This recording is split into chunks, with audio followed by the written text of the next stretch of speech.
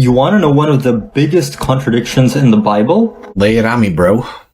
Bring it! You see, the crucifixion of Jesus is one of the most important events in Christianity, and you would think that supposedly his disciples would have been present and they would have heard and seen the same thing. For starters, Mark 14:50 says that all the disciples fled when Jesus was arrested. I can smell the failure! Mark and Luke were not direct witnesses, but were disciples of both Peter and Paul.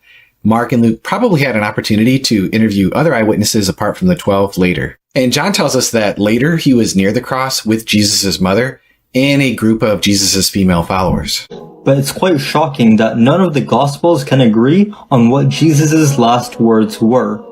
Oh boy.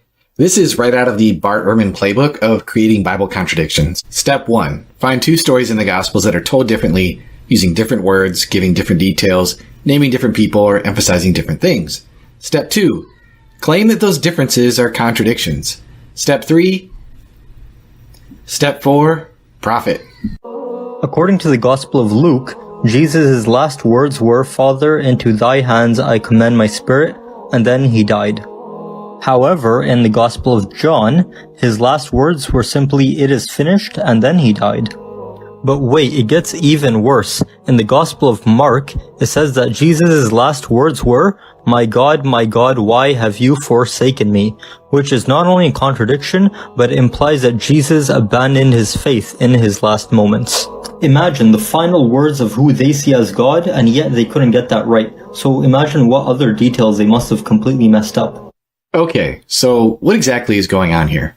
For starters, Mark 15:34 never says that my God, why have you forsaken me was Jesus' last saying, because it says, and Jesus uttered a loud cry and breathed his last in Mark 15:37. Matthew gives us the same information.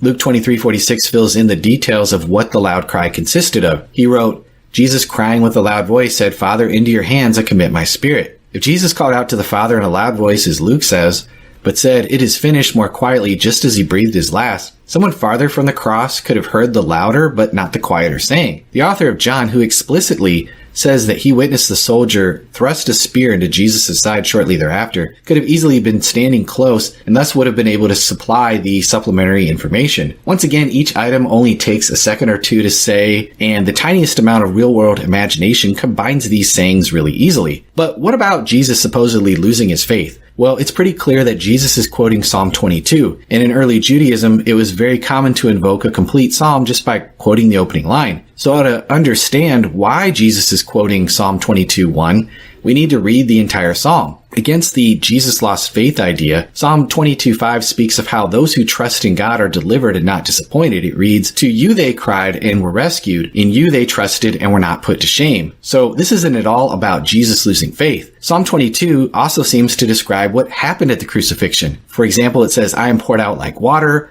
This is certainly one way to describe someone bleeding out. All of my bones are out of joint. Well, in crucifixion, physicians tell us that one's full weight pulls down on their nailed wrists and both their shoulders and elbows dislocate. In this position, the victim's arms stretch to a minimum of 6 inches longer than their original length. It also says my strength is dried up, my tongue sticks to my jaws. Well, medical science tells us that with great blood loss, one becomes very thirsty. You lay me in the dust of death. All of these verses sound like somebody who's at death's door. Finally, Psalm 22 begins with the persecution and death of the king of Israel and ends with the pagan nations turning to God. At the end of the psalm, it says, all the ends of the earth shall remember and turn to the Lord, and all the families of the nations shall worship before you, for the kingship belongs to the Lord, and he rules over the nations. So Jesus here isn't losing faith at all.